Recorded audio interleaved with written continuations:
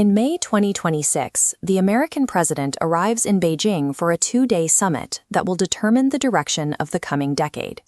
This meeting takes place as the Middle East faces an escalating regional war, leaving the current global order in a state of high-velocity fracture. Washington's priorities are shifting away from the role of a global security guarantor, effectively ending the era of American unipolar peace enforcement. The leaders of these two superpowers are meeting to redraw the global RAB, seeking a bilateral arrangement that prioritizes their own strategic interests over international stability. This strategy involves a deliberate withdrawal from long-standing democratic partnerships, specifically alienating traditional allies in France and Germany. The Indo-Pacific Strategy has entered a deep freeze. After the 2025 Quad Summit was abandoned, the alliance has been met with persistent indifference from the White House throughout 2026.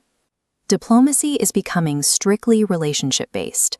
The U.S. is now prioritizing direct, transactional engagement with military leadership and authoritarian states, often at the expense of its liberal democratic peers.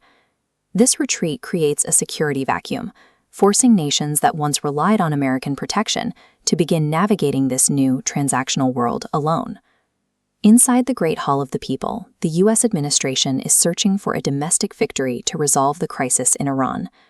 China currently provides the economic floor for the Iranian government, purchasing roughly 90% of the country's oil exports. Washington wants Beijing to use this leverage to force Iran to the negotiating table and reopen the Strait of Hormuz. Beijing's price for this cooperation includes significant U.S. concessions on Taiwan's defense and a rollback of restrictions on Chinese AI and technology exports. In this summit, global flashpoints are being exchanged like commodities, traded across a table to settle the immediate needs of two dominant powers. During previous trade disputes, Chinese retaliation has often outpaced the impact of U.S. tariffs. This has forced a realization in Washington that the economic warfare used against Russia cannot dismantle an economy as deeply integrated as China's. This reality is pushing both nations toward a framework of tense, managed coexistence. This framework divides the globe into exclusive spheres of influence, each superpower maintaining its own zone. This reveals the pact's cost. Powers like Japan, India, and Europe are left in dark zones, caught between two expanding spheres offering no seat at the table. For these sidelined nations, the U.S.-China Pact presents a choice between subservience to one sphere or total strategic isolation.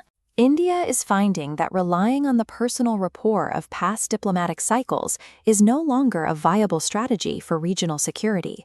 Navigating the shift requires a recalculation of India's China policy, prioritizing long-term stability over historical neighborhood rivalries. One potential trade involves India offering China increased economic and investment access in exchange for Beijing withdrawing its strategic support for Pakistan. Settling these border threats through a transactional deal with Beijing would allow India to focus its resources on its broader global ambitions.